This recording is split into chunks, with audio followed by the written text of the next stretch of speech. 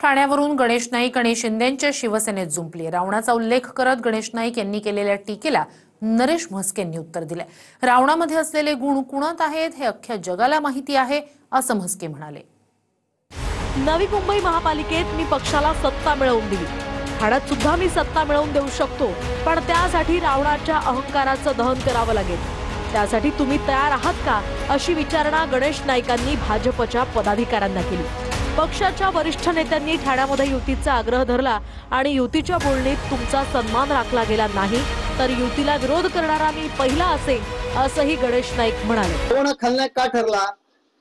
त्यांनी दुसऱ्यांच्या बायका पळवल्या, सीतामाईला त्यांनी अपहरण करून त्यांच्या लंकेत घेऊन गेले, म्हणून रावण खलनायक ठरला ना।